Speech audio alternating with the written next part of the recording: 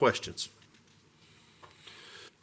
I'd like to bring forward to the council, later on in our agenda, the city manager will make a public notice about openings on our planning commission. There are two terms, two individuals of our planning commission whose terms are ending, and one of those is Vanessa Eccles. The council might remember that Ms. Eccles was appointed to take over the term of Miss Wendy Birmingham, who passed away last summer. We had a special search for Miss Eccles. She would certainly like to continue to serve on the planning commission. I believe our planning director would say that she's been invested and done a good job and is prepared. And so I will ask the council to suspend the rules and for us to reappoint Miss Eccles, if that would be okay with the rest of the council. Now, would that be, if we do that, would that serve as her first term? She would be appointed to serve her first full term, Okay. which is 6 years. Okay. Full 6 years. Yep. And you would do that July 7th when you make the other appointment. Okay, all right. Just you have a whole interview process and so on, and she would not be included in that. Is that correct? The other Mayor? position is Miss Nanette Reese, who's actually serving as the chair of the planning commission right now. She will certainly be retiring. She has served 2 full terms, and so we will be looking for another citizen who would like to serve on the planning commission, which would include going through interviews. All right? Okay. So with that okay with the council, on July the 7th, we will consider Ms. Eccles with a reappointment. Okay. Any other questions? All right, is there a move to adjourn? So moved. All right, we are adjourned with the committee of the whole. We'll get started with the regular meeting right at 6 o'clock. Those of you in the audience are certainly free to continue to talk amongst yourselves.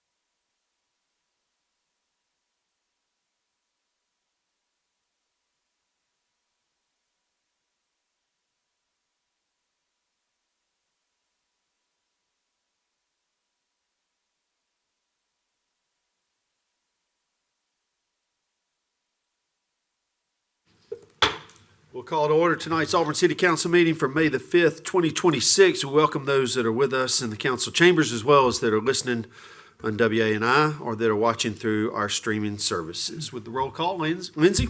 Adams. Here. Koblenz. Here. Dawson. Here. Griswold. Here. Mormon. Here. Parsons. Here. Taylor. Here. Mitten. Here. Anders. Here. Would you please rise for the Pledge of Allegiance and remain standing for a moment of silence? I pledge allegiance to the flag of the United States of America and to the republic for which it stands, one nation, under God, indivisible, with liberty and justice for all.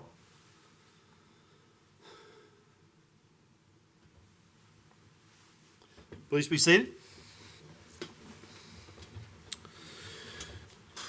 It is the first meeting of the month, and so we will recognize our Employee of the Month as well as our other employees with their service awards.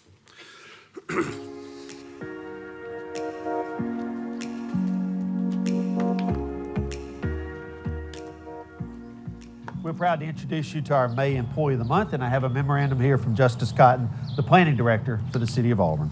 I am pleased to nominate Katie Robinson for the Employee of the Month in recognition of her exceptional professionalism, reliability, and leadership within the City of Auburn.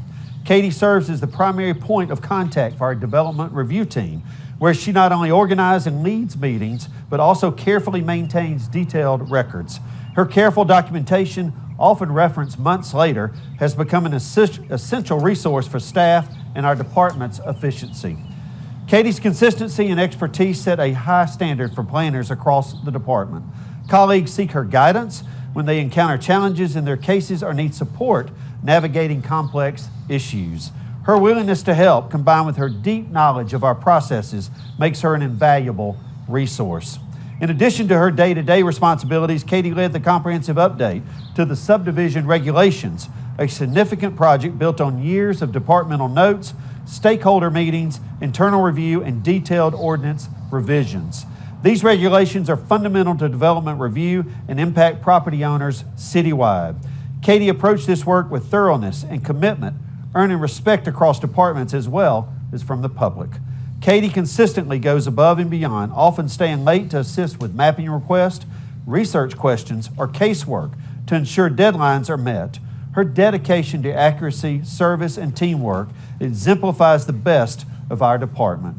Katie's leadership and reliability elevate our work and strengthen the department. I'm proud to work alongside of her and honored to nominate her for the Employee of the Month. Congratulations and thank you. Thank you very much.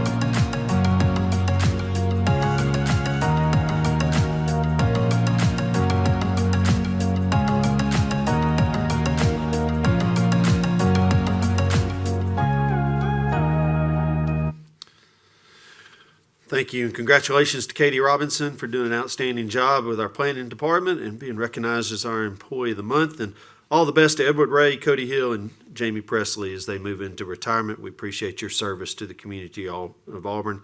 Thank you for protecting us well.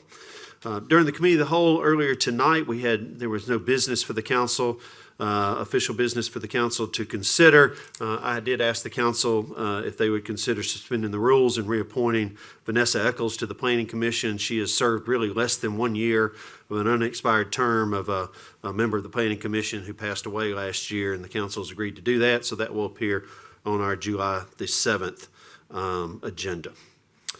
At this time, I do have a number of announcements to make, so please be patient. I want us to congratulate the Auburn High School girls track team, which last weekend became the 7A state champions, and we're very proud of them. There was a number of young ladies that won state championships, as well as the boys discus thrower, was a state champion as well, but we're very proud of them. And Auburn High School and Lee Scott boys and girls soccer teams are playing in the state semifinals this weekend up in Huntsville. And both baseball teams from Auburn High School and Lee Scott are in the state quarterfinals now. So good luck to all of these young people as they compete on behalf of our community. This year, there were 4 times that I spent some time, and one time with the staff with the Auburn High School Student Council. I appreciate the principal and the staff at Auburn High School allowing the Student Council to be a part of that, and I appreciate the visits over to Auburn High School. It's very encouraging, again, to speak and be around the young people who will be the future of this community, and a lot of bright, shiny faces, a lot of smart young people over at Auburn High School, and I appreciate the time that we spent together, and all the best to the seniors as they get ready to go through graduation. Recently met with our Veterans Committee. I want to say thank you to our Veterans Committee. They do a great job on our 2 veterans events that we have during the year. Certainly as we recognize Veterans Day in November, and then the Mayor's Memorial Day Breakfast. They were meeting about that breakfast, and I encourage everyone here to put that on your calendar for Memorial Day morning. The breakfast will be held at the Auburn Hotel and Conference Center, and then we will do a Memorial Day wreath laying over here at the Veterans Memorial. But it's a great event where we recognize those who have sacrificed the most for our freedoms, and I appreciate the staff and all the staff in the Veterans Committee that work on this. This week I went over to the Lee County Youth Development for a program for Child Abuse Awareness Month. I want to commend the young people who are students over at Lee County Youth Development for the program that they put on. They did an excellent job and a very encouraging atmosphere for those young people who have hit the wall and that need that support that comes from Lee County Youth Development. I appreciate that staff over there who serve those young people well. I want to say thank you to all the volunteers who participated in Relay for Life last Friday night in a drizzling rain over in Opelika at Courthouse Square. A number of our people, including our Mayor Pro Tem, were walking the block to raise money for cancer research. And what a horrible disease that has probably affected almost everybody in this room some way or another. And I just appreciate the local influence of recognizing this is a terrible disease and the effort to get rid of that disease. I want to say thank you to the Citizens Academy who came by City Hall for a visit recently. Certainly Allison Blankenship has nurtured that group of people for the last few years. And I'm thankful that we have citizens that want to give up a day a month to learn more about our city and are engaged with what we're doing here in the community. Also spent some time recently over on campus with the Eagles program, another program. I'm just thankful that Auburn University has put an emphasis on the Eagles program to provide the Auburn experience to those people who have special needs and to provide a curriculum for them to go through and a college life for those young people to go through. And it's very encouraging. They're very proud of what they get to do over there in the Eagles program, and it's very encouraging to be around their staff. And they've got a nice facility in the new College of Education. It's really encouraging. Also, I want to say thank you to Auburn's Student Affairs. Recently, a couple of Sundays ago, the Student Memorial Service was held. They do this every year where they recognize the lives who have been lost from students. There were 4 students that passed away during the last academic year. All of their families were there. It was a very somber service, but a very respectful service as we talked about those young people who are no longer with us and their contributions to Auburn. Leadership Lee County will be coming by the city on Thursday, and we'll be visiting with myself and the city manager. And again, I appreciate this is another group of people who are giving of their time to understand how Lee County works, from our industries to our education to our governments to our public safety. There's just a number of things that they spend time looking at, and I look forward to spending time with them. And I want to remind everyone that National Day of Prayer is this Thursday. And there'll be an official ceremony over at Courthouse Square in Opelika during lunch. And then the City of Auburn, a group of pastors, will have a service at Embrace Church late in the afternoon on Thursday. And I believe it's always important for us to stop and pray for our community and those that are working hard in our community. And also Thursday is the Boys and Girls Club Gala. And so if you've got some time and want to participate in a great organization that's doing great work on behalf of our young people, their gala is Thursday night. And I'm sure that there's still tickets available. Okay. Anyone else? Yes. Yes, ma'am. I just want, today I was able to go to, which is my cousin, Ernestine Evans' funeral. And if a lot of y'all may know Miss Evans, she was a special education teacher in the Auburn school system. and she passed away, and they funeralized her today. And one of the things that I stood up today to talk about is how she helped the low-income families of people who needed it, and my dad was one, helped get them to learn it, to read and write, and get their GED. So she was a legend and an icon in the community, and she will be well missed. Thank you. I totally agree with you, Ms. Taylor. Anyone else? Yes, sir. The next time this council meets is the 19th of May, and that is Election Day in this community. It'll be a primary and a constitutional amendment election. Nevertheless, very important. So I hope everybody will remember to vote. And I was asked a couple of times today, but we still will be meeting that night at 6 o'clock. Anyone else? I have a couple. Please. This afternoon, a majority of us were invited to speak to the Republican Women of East Alabama over a luncheon, and that was a nice opportunity just to connect with people throughout our county. And so we want to extend a thank you to that group. And then this past weekend, Max and Tyler and I had the honor to attend Storybook Farms and their Derby Day, which raises much needed funds for those who receive equine therapy throughout the area. And that was a good event. Thank you. Thank you for both those. Thank you. And thank you for the Republican women. That was a nice event. All right. Anyone else? Okay. Auburn University Communications, not sure. You're here. Okay. Good evening, City Council. Good Mary, evening. and Mary Anders. My name is Andrew Faircloth, and I serve as Auburn SGA's Director of City Relations. And I'm very excited to share y'all some good news as we wrap up the semester and some fun things we have on the horizon here. First thing I want to touch on is SGA's up all night tradition. As I mentioned earlier, we wrapped up the semester. Last week was final exams. It's a tough week for a lot of students, and one way that SGA likes to serve the student body is host this week-long event where we go to the library in the wee hours of the night and serve free orange juice, free donuts to the students who are working hard. And overall, it's just a great way for us to engage and serve kind of as an encouraging voice to students as it is a relatively tough week. And moving on to some other good news, this past weekend, Auburn welcomed thousands of families and guests as Auburn commemorated its largest graduating class in its history. More than 5,500 degrees were given out. This adds to Auburn's global alumni network of over 340,000. Overall, it's a great weekend for families to come together and celebrate this experience as it marks a milestone for the families, not only just the students receiving their degrees, but the families and the mentors who help them along their journey. But as we shift our focus from graduation and the end of the semester, I would like to highlight our wonderful orientation program called Camp War Eagle. Currently, we have over 6,000 students registered and nearly 8,000 guests registered to attend this summer. I will have the opportunity to serve as a Camp War Eagle counselor, and I can assure you all that my professional staff and our fellow counselors have worked very hard to make this a very practical and enjoyable experience for the incoming freshmen. And we are very, very excited to welcome them to Auburn. But since the last time we've spoken, the baseball team has continued to be on a heater, knocking off the number 14 Oklahoma Sooners at home a couple weekends ago and taking down the number 7 Texas A&M Aggies this past weekend in College Station. But that is all for me tonight. Thank you all, and War Eagle. War Eagle. Thank you, Andrew. We'll move forward to citizens' communications on items on tonight's agenda. This will be only on items on tonight's agenda. There are no public hearings tonight, so if you'd like to speak to the council about any item on our agenda, now would be the time for you to come forward. We'd ask that you come to the dais and give us your name and address for the record, and you all have 5 minutes. Okay, we'll move ahead with city manager's communications. Mayor, under City Manager's communications this evening, we have the announcement of one vacancy on the Waterworks Board for a term that begins June 22nd and ends June 21st, 2032.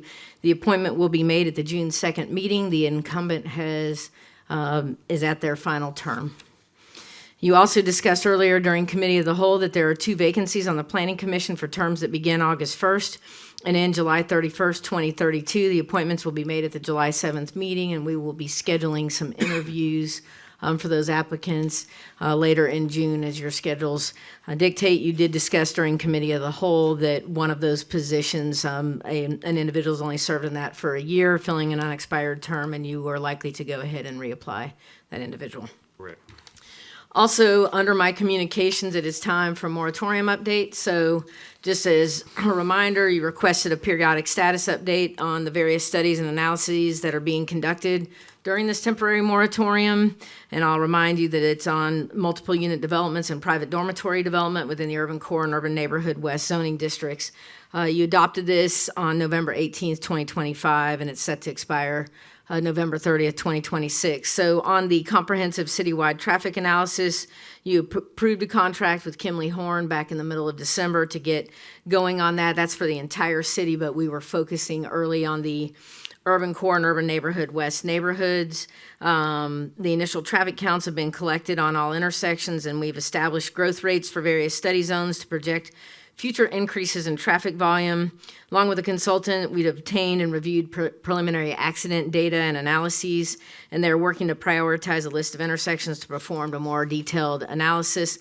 A public involvement survey has been developed and is expected to launch in the near future for citizen input on traffic concerns. That's also citywide and not just the urban core, but they are focusing on that area. In terms of the comprehensive zoning ordinance changes and evaluation update, I'll remind you, we've contracted with White Smith and Casino to, not Casino, but Cusino, just making sure that you don't get that confused, to support the city to perform services to meet with key stakeholders and staff to develop a concept to address the comprehensive zoning ordinance evaluation and update. The consultants have conducted meetings with staff and have met with staff who work with the zoning ordinance to begin to document and identify concerns with the zoning ordinance that need to be further evaluated and amended. And as part of that evaluation, they've also discussed the focus on the urban core and urban neighborhood west zoning criteria. The consultants will continue to process input from staff while we schedule stakeholder meetings with the council and planning commission to gain additional insights and concerns related to the zoning ordinance. As for stormwater, we conducted a project commencement meeting in the middle of March. Staff has transmitted all relevant GIS storm infrastructure data to Neil Schaefer, that is our consultant for the stormwater model, and we've shared additional relevant construction documents, prior studies as built. It's ongoing. Our modeling software has been installed on Public Works and Engineering Services computers, and we are currently conducting a drainage and subbasin delineation and synthesizing stormwater network for field review with prioritization of drainage basins within the moratorium footprint. We can explain that further later because that's a lot of technical jargon. But I will also say, before I get into sanitary sewer, you will notice fairly soon that we are apt to make an emergency repair in Magnolia Avenue. There is a sanitary sewer, and a storm drainage thing that needs to be repaired between now and the World Cup friendly soccer match. And so it is likely we're going to get Magnolia quite torn up from Donahue toward Chipotle.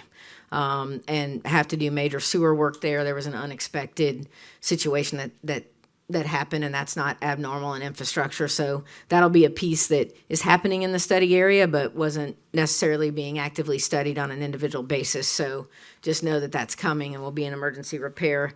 30 on the sanitary sewer side, we have 30 sanitary sewer flow monitors that have been installed at key points in the sewer collection system, including our moratorium footprint for 90 days, and that's all of April, May, and June for data collection. Period. The flows recorded will provide live data for the sewer basin model studies, and concurrently, current and historical customer billing property water usage data is being collected, particularly in the study area, for review and sorted for input into our sewer model. So that is our moratorium progress update. Any questions on that before we carry forward? Go ahead. Overall, Megan, would you characterize our status as being like on schedule, ahead of schedule, behind schedule? I think we're on schedule for studying things in terms of analysis. We're not to that phase. Some preliminary data is starting to trickle in, and staff is sitting down on the regular trying to look at that. But as indicated with some traffic things, we get preliminary data, then we ask them to take a further look. And so my only concern is we can finish our studies. It is our ability with the council to make final recommendations to you and for you to determine how you want to proceed with certain things. You will have options, and I don't have a good idea yet that those recommendations will be ready much sooner than very close to the final deadline as the moratorium is currently set. We don't know until we get closer to the fall where those are going to be as we continue to process data internally. It's just the outcome. We can get the data, we can look at it. It's the different choices that we're going to have about changes that may need to be made from a regulatory standpoint. I can't guarantee that those would be finished by the end of November. That's going to depend on public input, your lens, Planning Commission, and other folks that need to weigh in. Can't say it won't be done, but I can't say it will be done. Beth, you had a question? I did. On the sanitary sewer study for April, May, June, is that impacted at all with the university being out about half of that time The frame? flow, Eric? Pertaining to the work on Magnolia? No, the flow monitoring that we're doing in April, May, and June. Since the university is out for about half of that time frame, will that impact the data and like? It shouldn't impact it that much, no. The thing that would impact it more is the lack of rainfall, because we're missing the I&I component that goes into that. Inflow and infiltration. Okay. If we Anyone else don't have a see question? things in the data that if we see weird anomalies, then stuff can be recalibrated. But students were here the month of April. Right, okay. Any other questions? Okay, we'll move ahead with the consent agenda. All right, our first item of business is consent agenda. Does any council member wish to remove an item from the consent agenda and deal with that item individually? I have one. Yep. 8 Charlie 1, please. See one. Anyone else? Okay. Okay, 8C. item 8C1 authorizes a contract with Carasoft Technology Corporation for a Procore project management software subscription in the amount of $136,382.84. Move for approval. Second. Have a motion and a second. Mr. Warren? Thank you. As I see Greg Nelson's name at the top of this, I'm reminded that he does more than support us on the nights of council meetings. Yes, he would like to give you a dissertation on why we're doing this. He told me earlier. It's almost like bundling, as I understand, but we're bringing a lot of things together in this software package that will facilitate not only the job of the city staff, but also the contractors that are involved. It will make it easier to do business with Auburn all around. And I guess you'd call it a game changer, much like those drones from last meeting. But I've got a 35,000 foot level here, and I wondered if we could talk a little bit more about it, because it is a really big deal. Gladly talk more about it, and also we wouldn't be at this point if our current provider with project management software wasn't going to quit supporting it. We have, biggest challenge is we have a big risk of loss of data to date that could be problematic for us, but I'll actually have, Greg can talk about the technical side, and he would love to do that, as you can tell, but I'm going to have Scott talk a little bit from a project management standpoint as far as our capital project management and how do we gain efficiencies, like why would we be doing this and what data are we collecting and why do we need those efficiencies, and Scott can give you an overview. So we began several years ago utilizing a project management software that would help us with scheduling and storing and processing data, so we're able to keep up with project status throughout project from concept to final construction. We looked at many different options. We selected a Microsoft product, which is the Project Web app we're currently using. We learned after we'd established the budget that when we were getting ready to renew things in October that product was sunsetting. We knew it was sunsetting. We didn't realize it was going to sunset this year. So our anticipation was begin planning and working with staff, which we'd already done some. We accelerated that process to begin diving into this. One thing I do want to applaud is the fact that a lot of the effort in us looking at Procore as a priority, and the recommendation to purchase this tonight and proceed with implementation of this actually came from our staff, our project managers who've been working with our contractors, and most of all of which use this tool. And what it allows us to do is process information, share information across with our contractors, with our consultants. As we began to evaluate this tool, we really saw that it was, in fact, a tool that we could take from basically cradle to grave of a project. But not only that, it's a tool that it actually keeps data that we can archive and we can go back and get into. So when our facilities folks are working on dealing with something, say in this building here in their air conditioning unit or whatever, they can actually go back into the Procore and actually look at how we developed and got that product. They can look back at the shop drawings. They can pull from a lot of that archive data.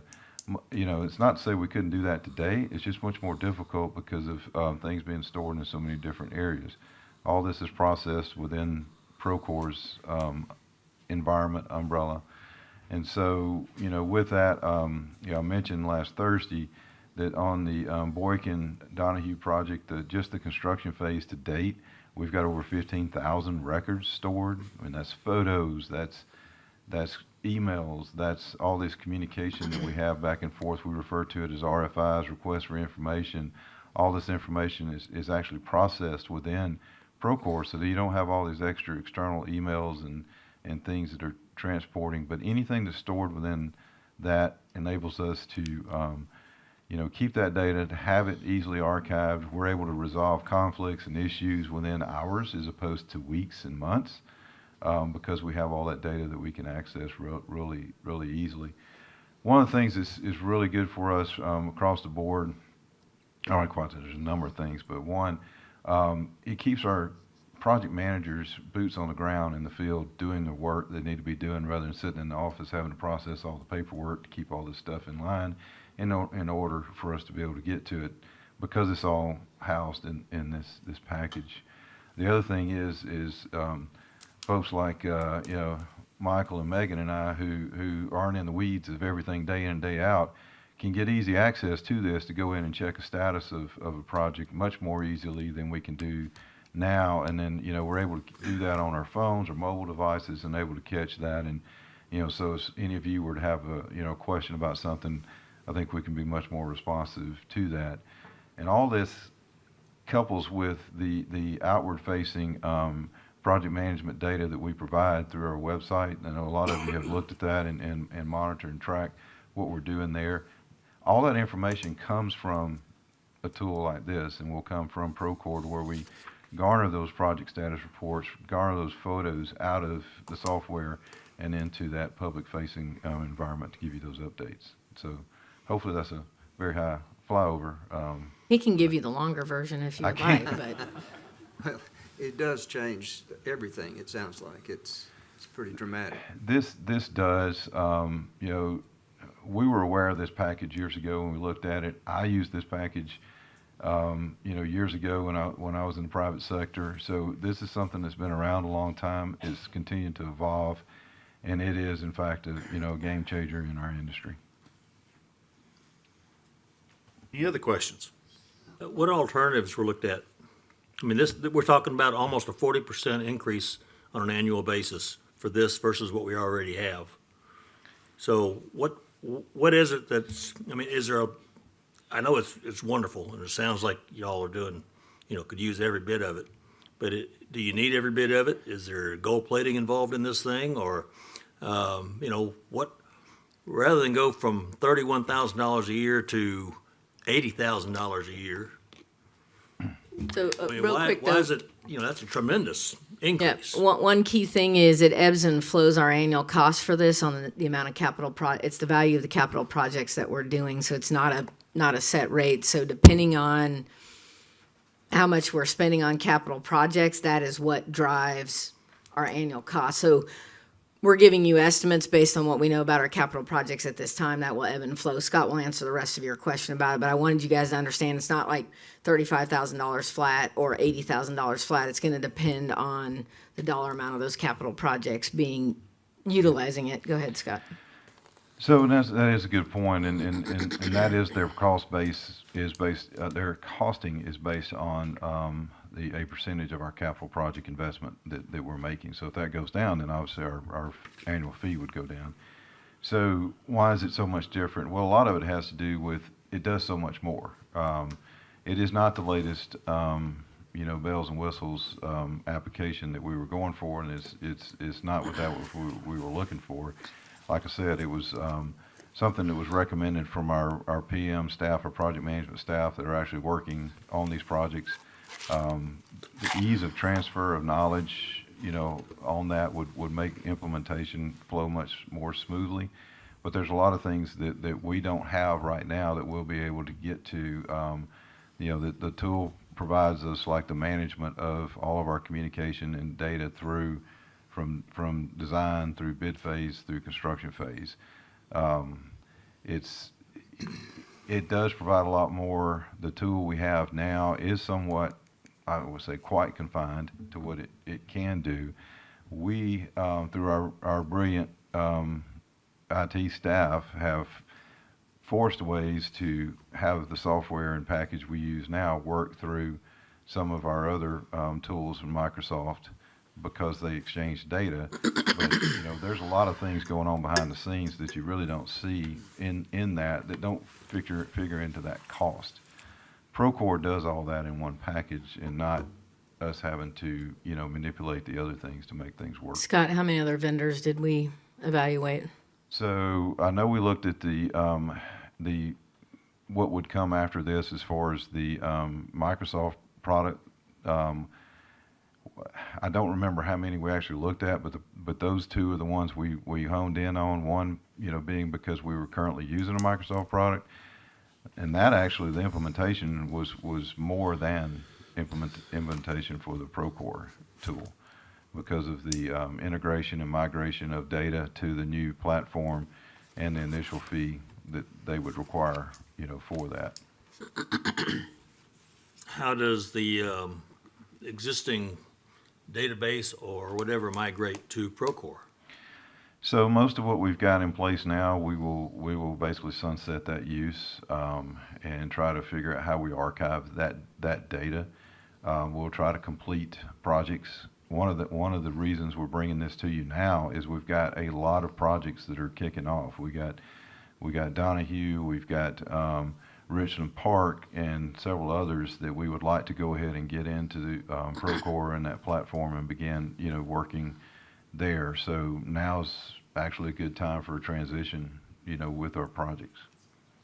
So you would still have access to the previous information, the archived information We would. to refer back to, but this would just start off with a new project or projects that are about to begin. We would, yes, that's correct. And do you, Yeah, okay. go ahead, Beth. Do you have anything to add? Yeah. Yeah, sure, and I guess another piece on the cost, just to add before we get to that, this is also bringing all this infrastructure out of our data centers. It's I on. guess just speak up a little bit. It will bring the infrastructure out of our data centers today, and so right now we're having to maintain servers to support the current Microsoft solution, so there's also that added piece just from my operational cost. But yeah, to the point of, trying to get off of this legacy system in time, once we come out of support, then now we're faced with, if we have support issues, we don't have anything to call on it, so we have some very significant risk there. And so I think, trying to be in front of that too. Is Beth. there a, oh, sorry, Beth. I know, I was just gonna ask, do you feel that this is a 40% increase in efficiency? Since, Yeah, I think so. I definitely think so. If look at tools like this is they cost more, but and it's hard to necessarily bring about a cost savings it's going to bring to us because we can't put a dollar amount on how much else we're going to be able to function as a result of having this.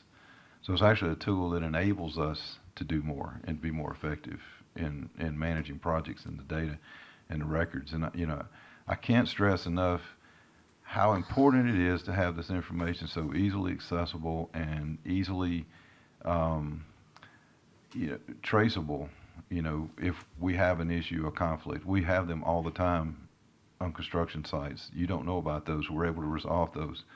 But having this tool and the staff have come back with testimony after testimony of how having all this data and utilizing Procore enabled them to be able to get to these resolutions. I think the challenge for me is it wouldn't be on the agenda for you to consider, especially not budgeted in a fiscal year, because it was not, because we weren't anticipating having to move forward so soon. From an efficiency standpoint, there's lots of databases that I have access to, and a lot of the information I'm providing to you and goes on to your constituents later at night and on the weekends and so on resides from packages similar to this. in our building permitting systems and other things that we're doing. And what we were trying to do is be as transparent as possible and get information to people as quickly as possible. It took a lot of convincing of me to get to this point on the agenda, and the reason it's here is the threat of the loss of data moving forward and lack of support as we go into Donahue widening, Richland Park, and other things. We could just keep operating on a legacy program and hope and pray nothing goes wrong with it. But if we lose some massive projects that we need data on, we've got bigger issues, and also getting some of this off of our server. So I do understand it's an unexpected expense in the fiscal year. I do believe we're gaining efficiencies with it, and that it's a better long-term solution for us. Tyler. Any other questions? Notice that this covers implementation, right, onboarding cost. Is that separated in this quote, or is it baked in? And what I'm getting at is, just want to understand whether there's, a lot of times with these software agreements, in year one, it'll be a higher cost. Yeah, this is because year there's one. a- It will be lower in the add-on years because of all of the ramp up. I don't know, Scott or Greg, do you want to? Scott? Well, I think to your point, yes, the cost for all the startup components, to this is included in that total quote. There is roughly, I think our estimate's about $80,000, a year based on our current capital project. 80,000 of like ongoing costs? Yes, sir. Okay. Yeah, and currently we're paying about $25,000 a year in our initial startup costs on Progility, which is PWA they're currently using. In March of 20, when we started, that was $168,536. So a similar startup costs. The annual costs are higher because it's based on our capital project volume. Thank you. Thoughts, comments? All right, got a motion and a second. All in favor, please say aye. Aye. Any opposed? Nay. One nay. Motion carries. Do I have a motion to approve the balance of the consent agenda? So moved. Second. Motion is second. Do I have any further questions? All in favor, please say aye. Aye. Any opposed?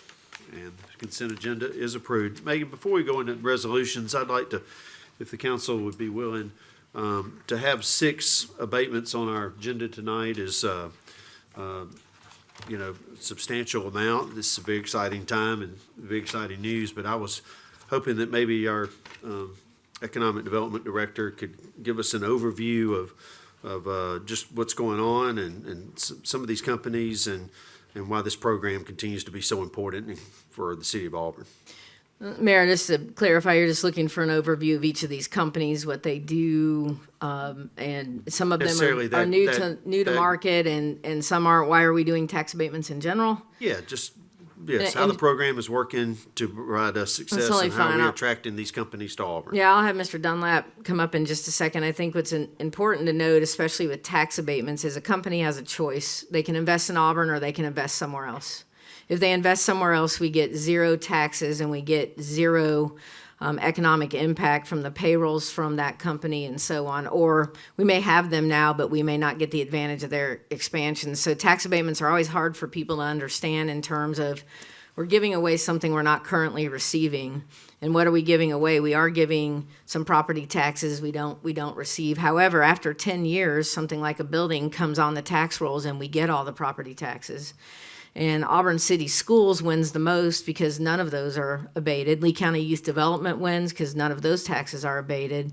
And East Alabama Healthcare Authority also wins because none of those taxes are abated. So our industries heavily fund our schools, our hospital, and what we refer to as our children's home. And I think that's a very important notion.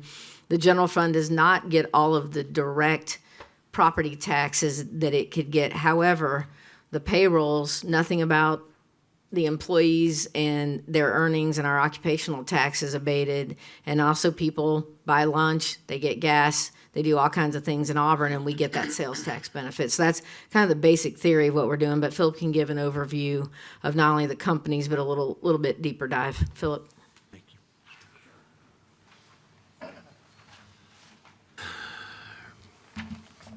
Yeah, I'm glad to be able to give you kind of an update on this, but You know, I think Megan covered it very, very well. I mean, she should. She was in the department for 20 years, so she understands the philosophy behind the utilization of incentives. And I would add this point.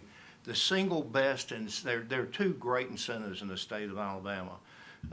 The AIDT, the workforce programs that we have in the state, which are outstanding, and the use of tax abatements, which are enabled by the state legislature.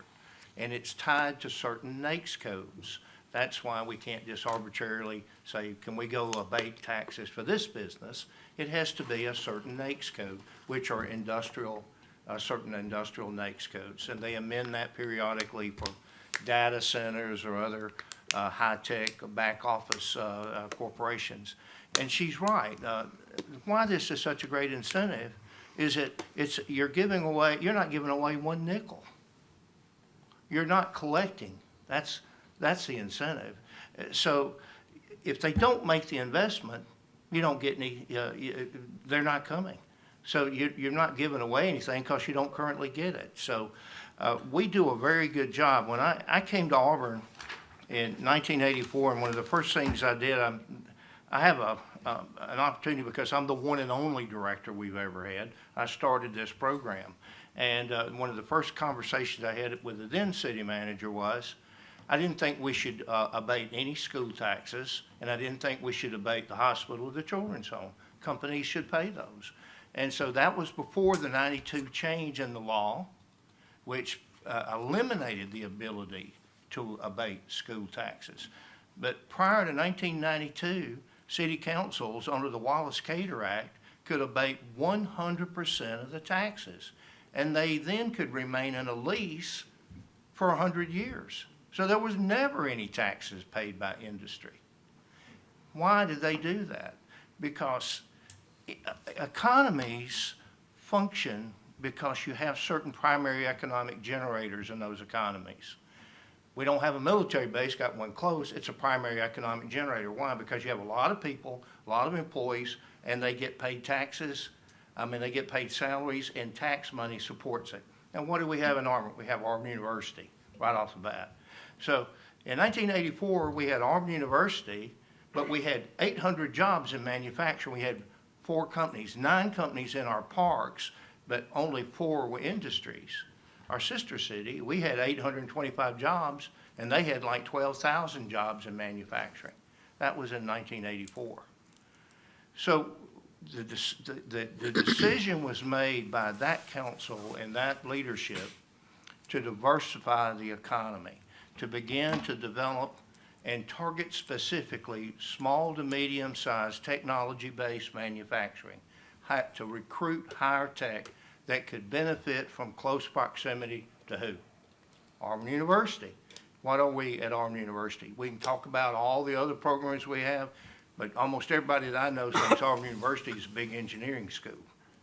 And that is huge for us because you think about it, we sit on a corridor between Georgia Tech and Auburn. All of that all of those engineering talent is up and down that corridor. So we're in a great location. So the philosophy was we would utilize this kind of technique, we'd utilize these incentives, but we'd make sure that they made sense for us. So we do internal evaluation very carefully before we recruit a company. We evaluate them in multiple different ways. And when we do a tax abatement, we want to make sure that there is job creation, that there's tax impact, and it results in positives for the local economy. Just so you'll know, I did a little analysis of these companies tonight. So there are really 5 abatements here, not 6 abatements. One company has 2, and I'll tell you the reason for that in a second. But these companies, these 5 projects will result in better than a $77 million capital investment. They'll add another 167 jobs in the market. And the annual payrolls from these companies, which are small to medium, which is our target, small to medium technology base, is about 11.9 a year. I'm blind. Let me get my glasses out. I'm getting old and ugly. $11 million a year in payrolls. Now, what does that do for us? Well, direct taxes coming to you, the city, when you approve this, you'll receive annually about $360,000 directly to the city. Indirect, when we take the payrolls and we run that and do a little turnover effect on sales tax and other things that people buy, Megan touched on it, that'd be another, let's add another 130, so the city will get about $500,000 a year from just these 5 little projects that we're announcing today. And then we'll get one time only sales and use taxes, we call those transaction taxes. If you'll notice in the abatement, you have a line item for that. We'll get about $300,000 when they buy, because that's a different tax rate for capital equipment in the abatement. We'll get that. The big winner, as Megan said, is the school system. They'll generate almost $550,000 a year in property taxes for public schools. Now, that'll, you know, I don't know, if I use the rule of 10%, that $500,000 a year will amortize how much? About $5 million bucks. Yeah, $5 million bucks in debt help pay for an elementary school. I just paid for an elementary school with this, almost. Thank you. The point I'm making, I look at it like that. How are we doing that? And so when you put these taxes in there, they are significant, or they help pay for a new rec center or a new program. This kind of impact results in targeting specific projects you want to do. I didn't mean to not add this. The schools also, because we have a 1% county tax, which is not abated, divided through the public schools in Lee County, Opelika, Auburn, and Lee County schools. Auburn will receive another $100,000 from that one tax, because we don't abate that either. It's a school transaction tax. So when you look at it, these 5 little projects are going to generate over $1 million a year in new taxes that'll come into After the abatement. Yes, ma'am, after the abatement. They'll get it. Now, during the 10-year period for the abatement, when that abatement expires, that building goes on the tax rolls, now it's 100%. The equipment that they do, after about 7 years, if you know anything about depreciation in accounting, you're going to find out that even though you have an abatement, the truth of the matter is, by the 6th or 7th year, capital equipment's probably pretty much amortized, and that equipment's got a basis that goes down like that. So you're really not getting a lot of taxes directly. But what does the company do? They come back and say, we have to retool after 10 or 12 years. That's why sometimes you see another abatement to facilitate retooling. And why do we want to do that? Because if they are a big corporation and they have multiple sites, and these are not necessarily that, but others, what you do is you have to work with them to make an argument that you don't want this to be in Tennessee. God forbid, I hate Tennessee. I'm just kidding. I couldn't stand them. Alabama fan. But you have to realize we have to help them recruit. Sorry, Keith. We have to help them recruit that expansion to Auburn. We have to do that. So it makes sense. And we're not the only guys doing this. I don't say you name a city and I can tell you who runs their program and how they do abatements. And the interesting thing is we legally have the right for additional time. Because we're a Class 6 city, we legally have the ability to do 15-year tax abatements. We don't necessarily do that. We've done it, I think, once or twice in 20 years when that's eligible. Now, I'll add one other caveat.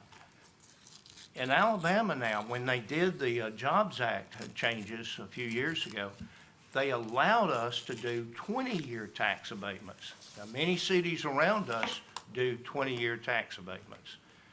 But we felt 10 years is enough for a building. We've given them a helping hand through the startup, the 3 or 4 years to get that building up and operational and running, get into positive cash flow. And as a banker, you know I'm right on that. That allows them to help with that a little bit, so we end up getting them stabilized. And after 10 years, we ought to put that building on the tax rolls. And that's been the philosophy of every council prior to you and been up to now, I'm happy to say, I believe it's your philosophy. It's why we continue to do these. And so that gives you a quick thing. Now, the companies that we're putting here, I'll tell you real quick, C and J is actually an amendment. We're extending the timeline. This company does machining for disc brakes, front-end half-axle assemblies. They supply Kia. DIA USA Corporation is a brand-new company. I don't want to go into a lot more detail, but they do a supplier of electronic systems, which is a little bit more sophisticated. It's a family-owned business. There'll be a press release tomorrow announcing that big investment in Auburn. Actually, two of these other companies, there'll be press releases within the next few days as we finalize the others. So they're all brand-new companies to the market. All right. Then if you look at another project, it's a sister city to Sohan Camtech.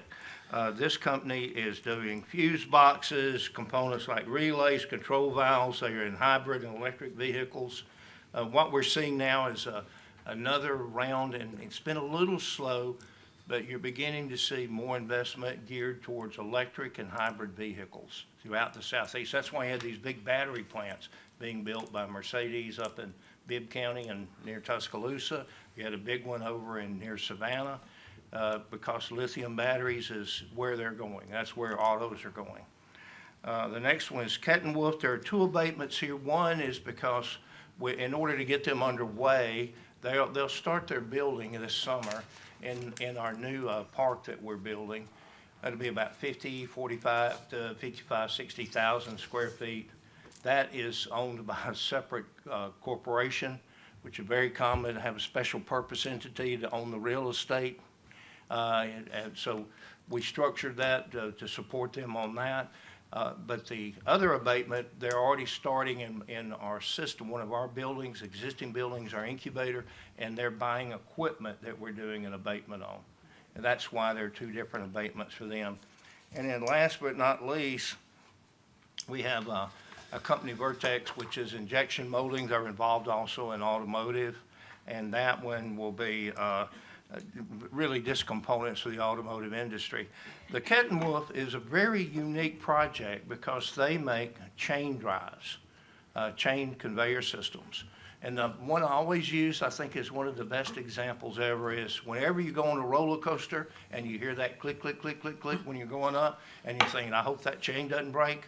Well, you can thank these Germans because they're the guys that make those. They're the leading in the world making those conveyor chain drives. For roller coasters. For roller coasters. Escalators, conveyor systems. I've seen, they have a chain link that could be longer than me that's looks like a bicycle chain link. But imagine one on a big chain that weighs tons to drive a big concrete tumbler. It's amazing how this does. And these parts can't break. They're safety critical. So there's a lot of technology and a lot of understanding how to utilize that. So that really is that. And I'm going to leave this last thought with you, and I'll be glad to answer any questions. Megan told me not to. She's already looked at me. When I came in '84, as I said, we had 9 companies in the park. The payrolls in our parks, in our little industrial park, was $20 million. That was a gross payroll. Today, as of December, we have 72 different companies. Not all are manufacturing, but 72 different companies. Some are engineering, others, but they're in our parks. We have space for them. Those payrolls top $270 million a year. I want you to think about that for a minute. That $270 million, when that payroll comes into the economy, it's spent. A lot of it goes for goods and services. A lot of it goes for basic necessities. But it's spent not only in Auburn, but Opelika. It's spent in the whole area. That money will turn over roughly about 6 or 7 times. We have a formula we use that we can actually calculate indirect. When I work with the finance director, and they utilize our formula on there in the budget. You'll see it in one of the budget pages, I think, back in the back. But the key point is you cannot look and say, oh, well, they come here and we did this. You have to look at what is the actual economic impact of that investment within the community. Because it really is important when you look at the turnover from the payrolls and the impact of the jobs and the families. So that's one of the reasons why some guy like me is still here at my age. I like walking in those plants and seeing all those people working and know that we at the city had a little bit to do with that, with all those people having jobs. And, You know, I don't like being in the pictures because a whale never gets harpooned until it surfaces. Remember that. So that's it, really. So, and I would like to thank you because I think your comment was I was sorry I was out of town, but it was perfect because it's exactly accurate. Anybody got any questions for Mr. Dunlap while he's standing there? Thank you so much. Yeah, be glad to help you anyway. Let Thank me you. know. All right, resolutions. All right, item 10A1 authorizes an amendment and extension of a tax abatement for C&J Incorporated located at 265 Teague Court. The machinery originally anticipated was not available, and the abatement needs to be amended and extended to reflect the additional cost of the machinery, of an additional cost of $3.9 million and an extension of 6 months. The company plans to invest a total of $9.25 million and add 3 new employees. Move for approval. Second. Have a motion second. Any comments, questions? All in favor, please say aye. Aye. Any opposed? And the motion carries. Item 10A2 authorizes a tax abatement for DIA USA Corp. located at 2201 Riley Street for the purchase of an existing building and the acquisition of new machinery and equipment. The company plans to invest $20.85 million and add 23 new employees over the next 3 years. Move for approval. Second. Have a motion second. Comments, questions? All in favor, please say aye. Aye. Any opposed? And the motion carries. Item 10A3 authorizes a tax abatement for Camtech Auto USA Corporation, a new company who is temporarily locating at 155 Alabama Street for the acquisition of new equipment. The company plans to invest $9.2 million and to add 56 new employees over the next 3 years. Move for approval. Second. Have a motion second. Comments, questions? These press releases, where would they be released? They'll be released on city social media channels, possibly the state and others, and I will make every attempt to send them to the council before they get released. Thanks. Any other questions? All in favor, please say aye. Aye. Any opposed? Motion carries. Item 10A4 authorizes a tax abatement for Kettenworth Incorporated, who will occupy a temporary facility located at 2175 Pumphrey Avenue for the acquisition of new equipment. The company plans to invest $8 million and hire 40 new employees over the next 3 years. Move for approval. Second. Have a motion second. Comments, questions? All in favor, please say aye. Aye. Any opposed? Motion carries. Item 10A5 authorizes a tax abatement for Kettenworth Property Incorporated for the construction of a new facility located at 3101 Haygood Court. The company plans to invest $16.12 million in the building and will lease the new building to Kettenworth Incorporated once complete. Move for approval. Second. Have a motion second. Any comments, questions? All in favor, please say aye. Aye. Any opposed? And the motion carries. Last but certainly not least, item 10A6 authorizes a tax abatement for Vertex Innovations LLC located at 2270 Riley Street for improvements to an existing building and for the acquisition of new equipment. The company plans to invest $13.85 million and hire 45 employees over the next 3 years. Move for approval. Second. Have a motion second. Comments, questions? All in favor, please say aye. Aye. Any opposed? And the motion carries. Item 10B is a reimbursement resolution authorizing the City of Auburn to make certain expenditures to design, develop, make, acquire, install, and equip capital improvements for public school purposes within the city prior to the issuance of one or more series of tax-exempt general obligation warrants with principal amounts not in excess of approximately $75 million. This reimbursement resolution covers the initial expenditures related to construction of the second high school and site preparation for the new junior high school on Will Beekner Parkway. Move for approval. Second. Motion second. Comments, questions? All in favor, please say aye. Aye. Any opposed? And the motion carries. Item 10C authorizes a contract with Restricon LLC in the amount of $504,667.86 to perform various repairs and preventative maintenance to the Wright Street parking deck. Move for approval. Second. Have a motion second. Any comments, questions? Well, not related to this, but we've had a lot going on with Wright Street, and the Park Mobile app is active, correct? Yes, The Park Mobile app, so it makes works it for much that parking garage also, easier to yes. get in and out. So, Yeah. thank you for that. Yeah. Kelly? Yeah, I was just curious if we should expect a $500,000 bill every 5 years. I mean, this is a relatively new project. We're already having to pour another $500,000 into it. Maybe 5 years is the right number, right amount. Maybe we ought to evaluate it every 8 years or 6 years or something. But to lessen the impact, the assessment said it's minor repairs and preventive maintenance, and yet it's still gonna be $500,000. So I'm just curious if we're gonna be expecting a $500,000 bill every 5 years for this, parking deck. It's almost new.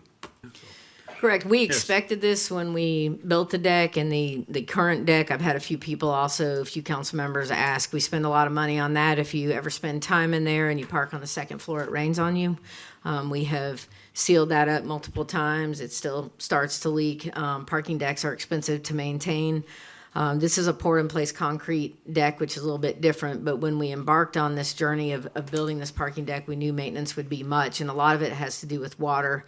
We also are in a full condominium arrangement with the Alabama Baptist State Board of Missions. I'll remind everybody that they have a facility housed within the deck, and we have certain maintenance obligations we have to be very careful about, but the whole goal of preventative maintenance, it is certainly up to the council to delay in any way, shape, or form that you so desire, but we are doing this to maintain the deck and its longevity and its structural integrity. To the $500,000 every 5 years, in years 6 and 7 of this assessment, because we combined years 1 and 2, and we're saving $550,000 out of fiscal year 27 because we're doing all repairs under this $1 amount.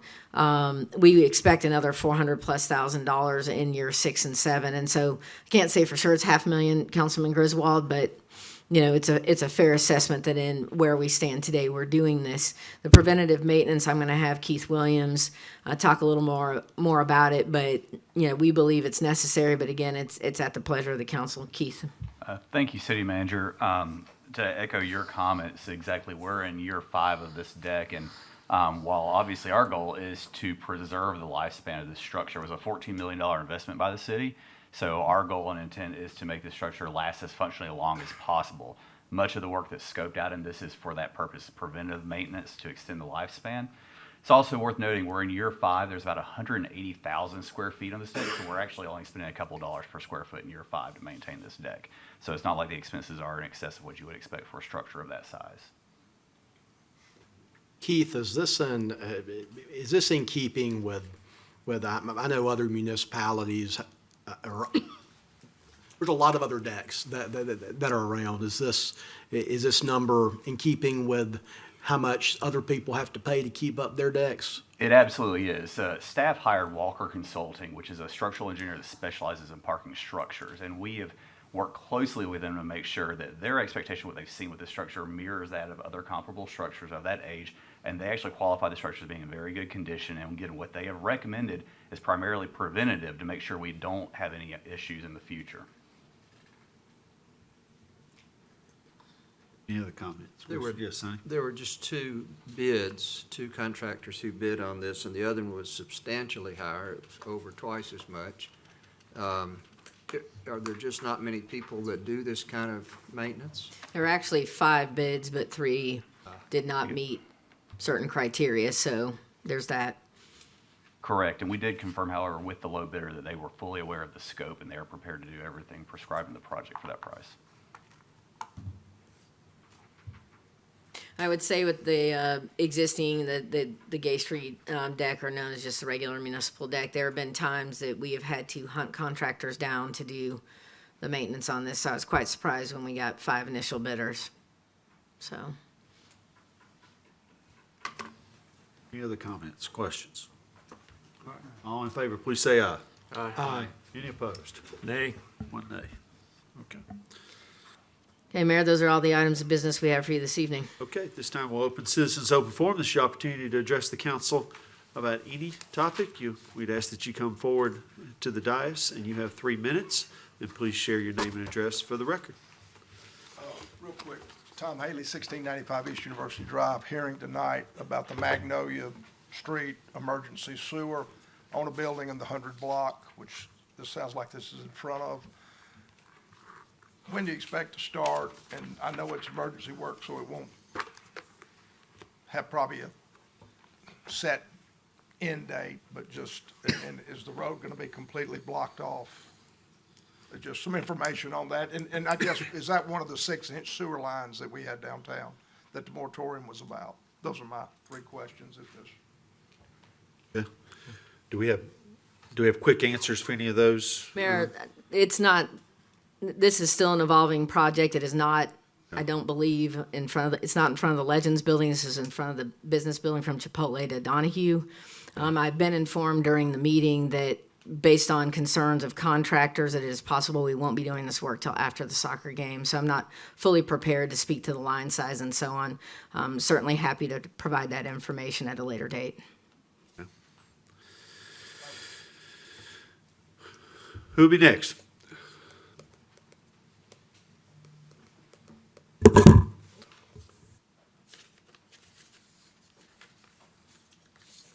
Good evening, Mayor, Council. Good evening. My name is Cam Hunt, and I am running for sheriff here in Lee County. I'm a graduate of both Auburn High School and Auburn University, and I've spent my adult life in service, first to our country as a Marine Corps officer, and then to this community as a law enforcement officer. I'm here tonight to introduce myself and to say that if elected, I intend to pursue strong partnerships with Auburn and all of our local agencies. Public safety works best when we're aligned, communicating, and supporting one another. I appreciate the work that y'all do for this city, and I look forward to working together in the future to serve the citizens of Lee County. Thank you for your time, and War Eagle. Thank you. Thank you. War Eagle. Who'll be next?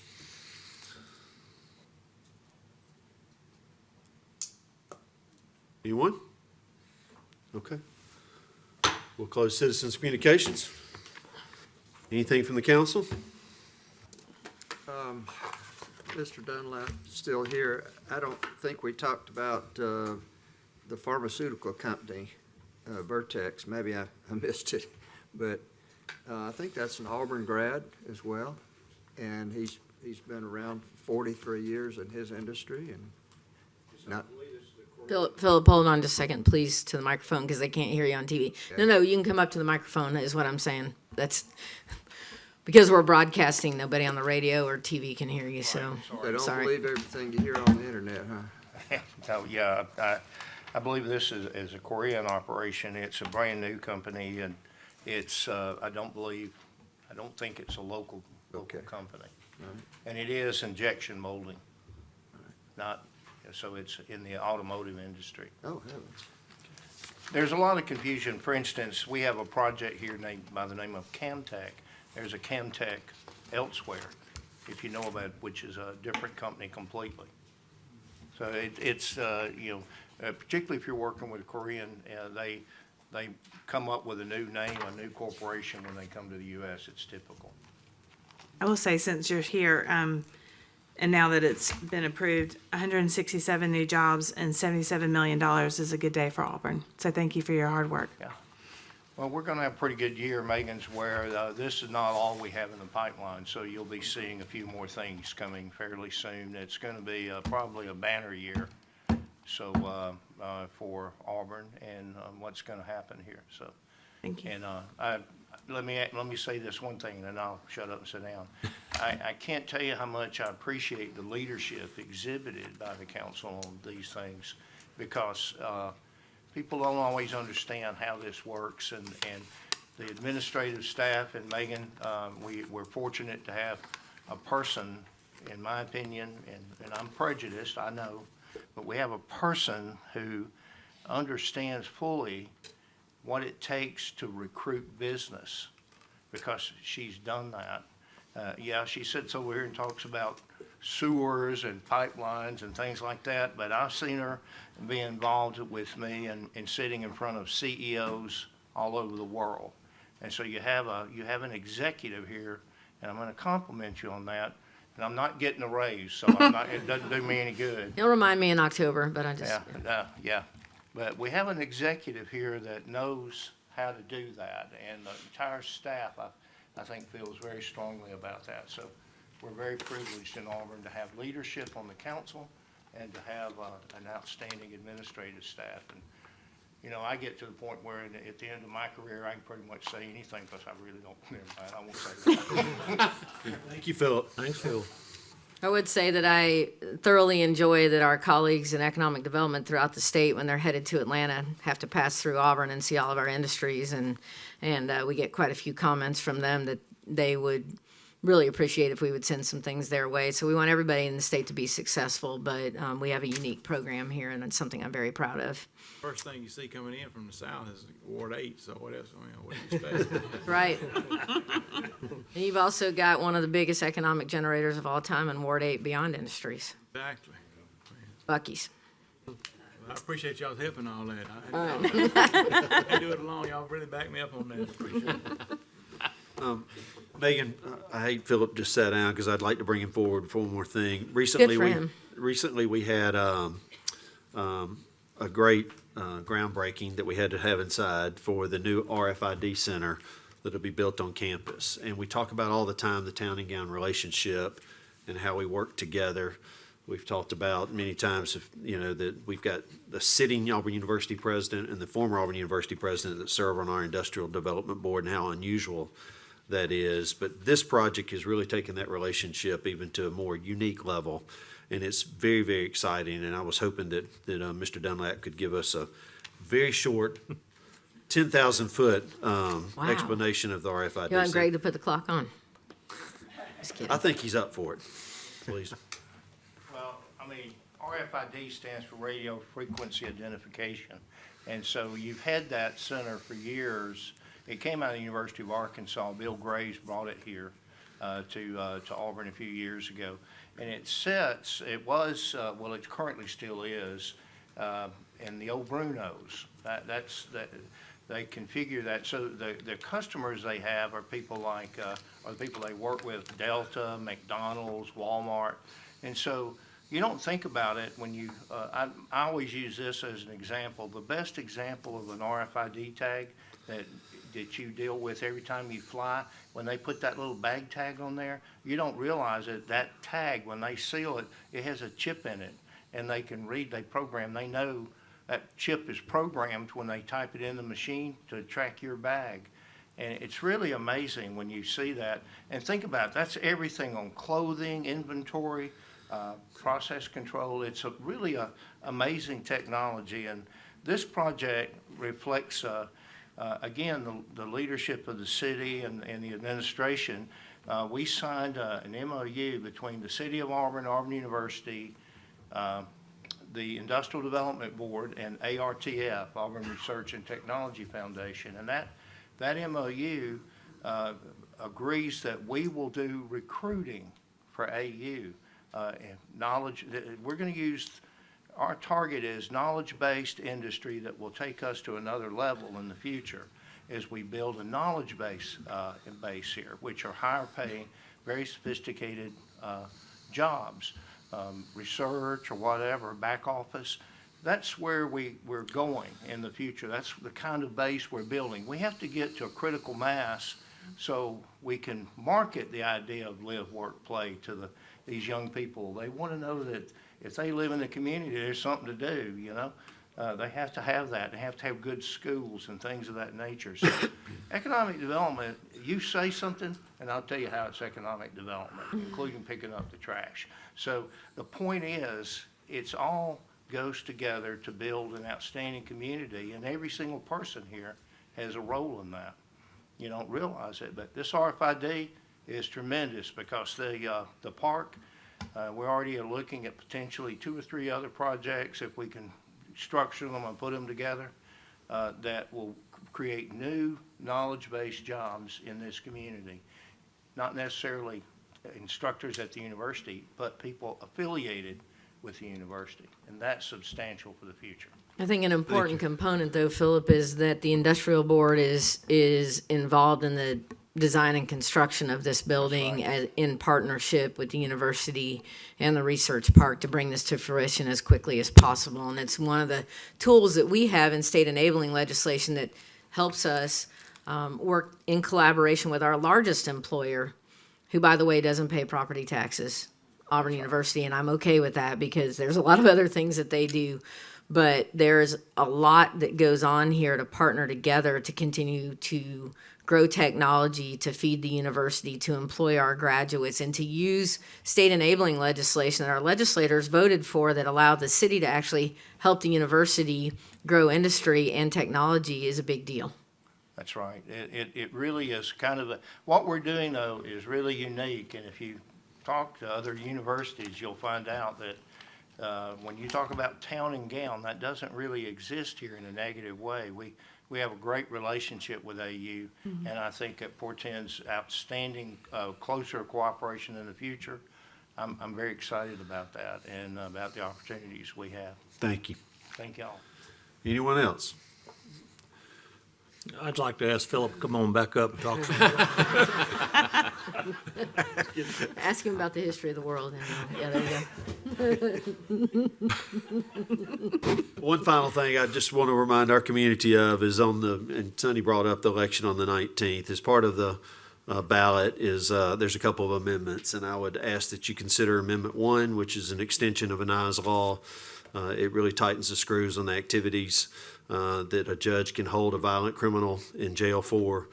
That includes conspiracy to commit murder, solicitation, and also discharging a firearm into a home or automobile, a truck, or an occupied building. So Anai's law has worked for our state, and I believe this amendment is worth considering, and I strongly ask you to consider that. It'll make it all safer for all of us. Okay, anyone else? Is there a move to adjourn? So moved. All right, we are adjourned.